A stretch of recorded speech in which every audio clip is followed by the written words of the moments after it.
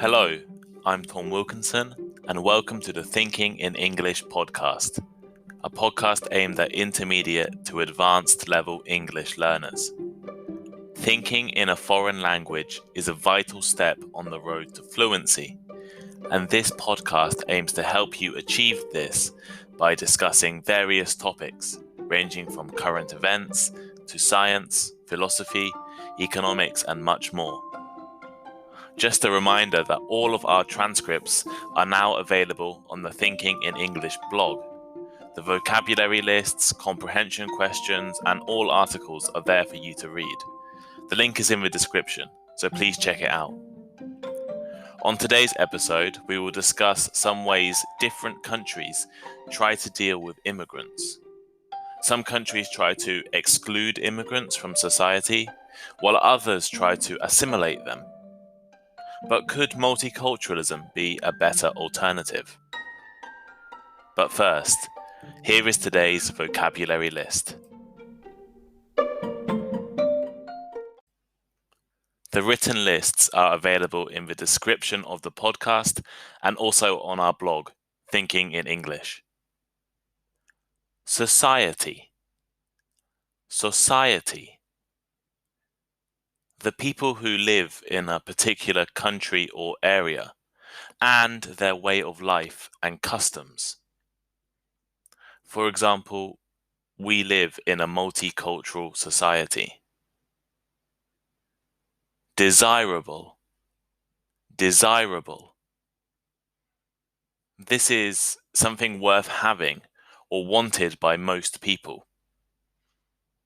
For example, medicine is regarded as a highly desirable career.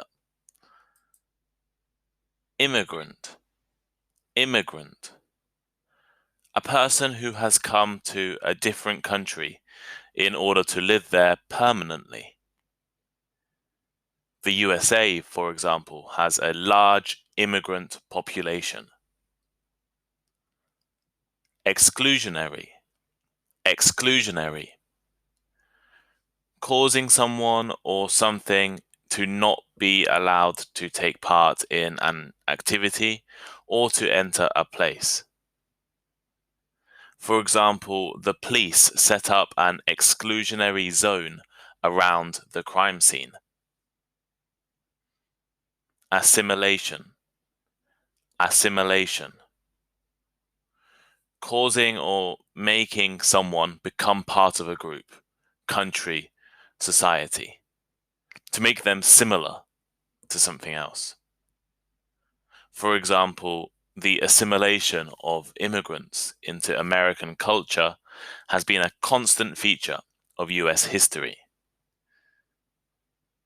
Multicultural. Multicultural. This is relating to or including people from different countries. For example, this company has a multicultural workforce. To regulate. To regulate. To control something, especially by making it work in a particular way. You can regulate the temperature in the house by adjusting the thermostat. Discrimination. Discrimination. Treating a person or particular group of people differently, especially in a worse way from which you treat other people, because of their skin color, sex, sexuality, nationality, etc. The law has done little to prevent racial discrimination and inequality. And finally, identity. Identity. This is who a person is, or the qualities of a person or group that make them different from others. I think my job gives me a sense of identity.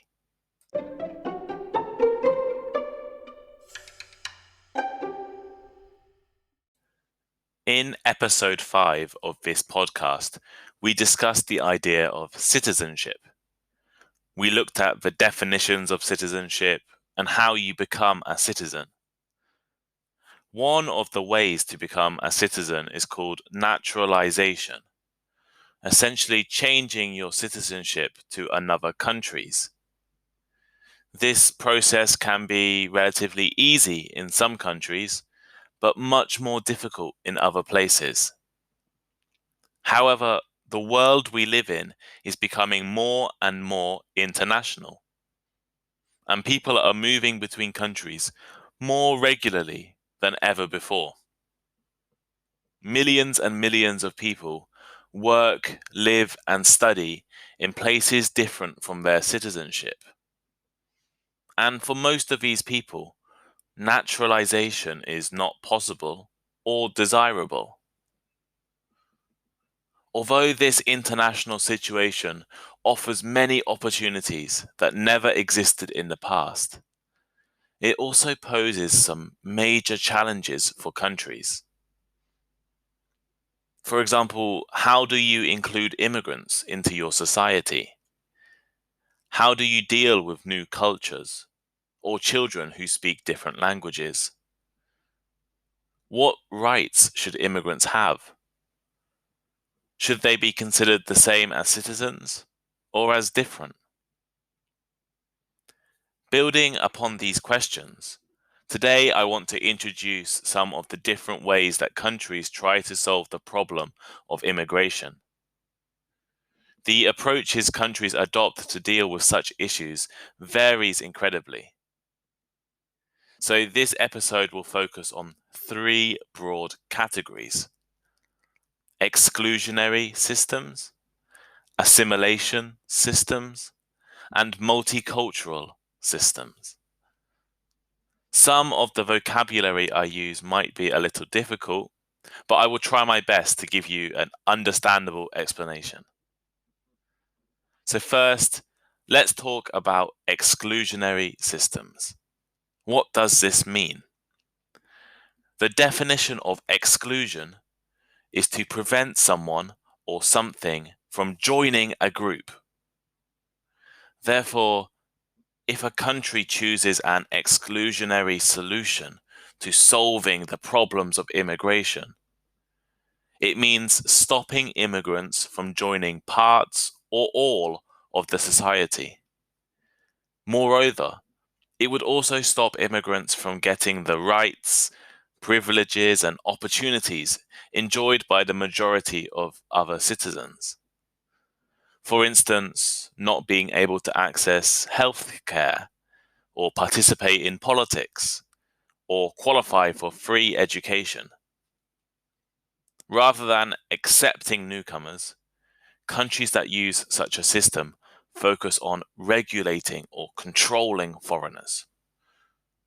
Foreign workers often face discrimination, rights abuses, and unfair treatment because they are not considered the same as citizens.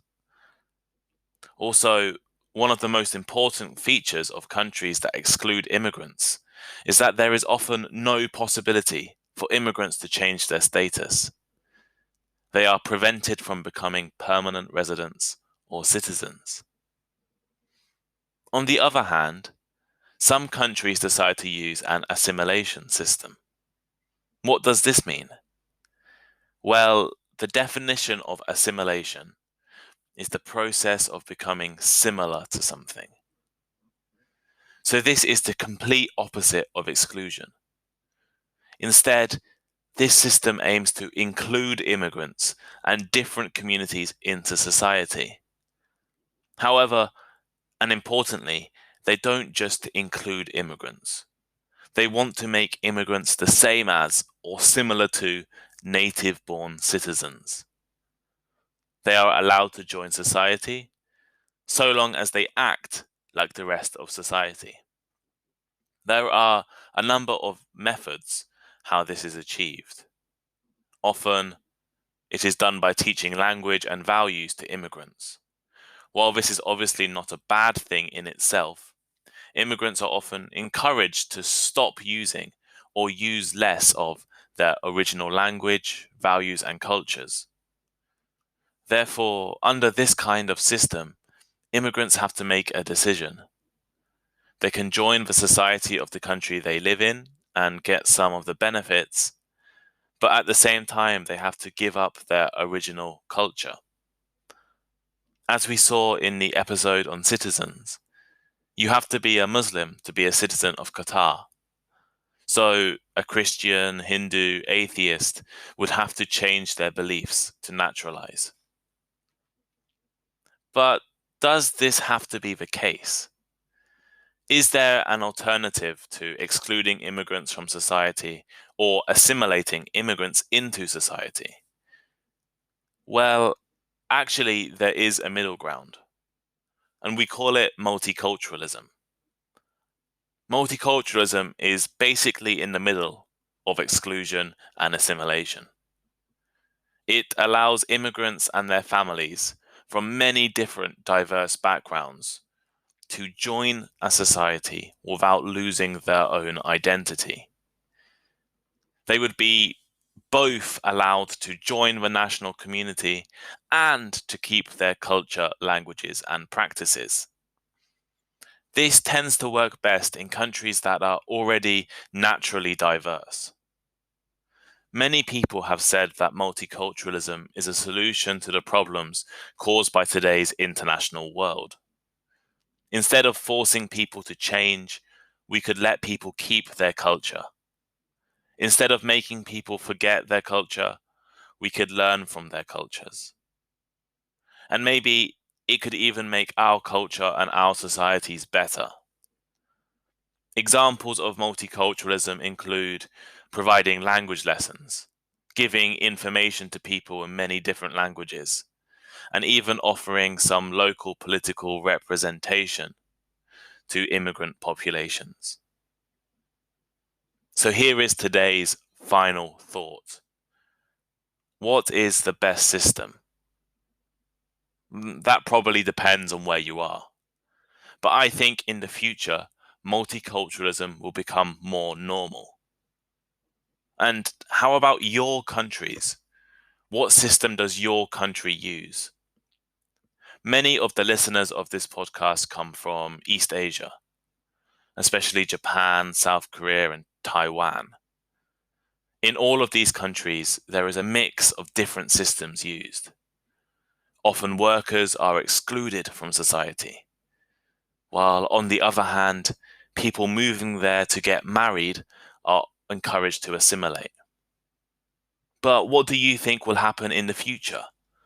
Tokyo, Seoul, and Taipei, like cities around the world, are becoming more and more diverse. These countries cannot ignore this diversity for much longer, and potentially multiculturalism might offer a solution to some of the problems caused by this diversity. What do you think?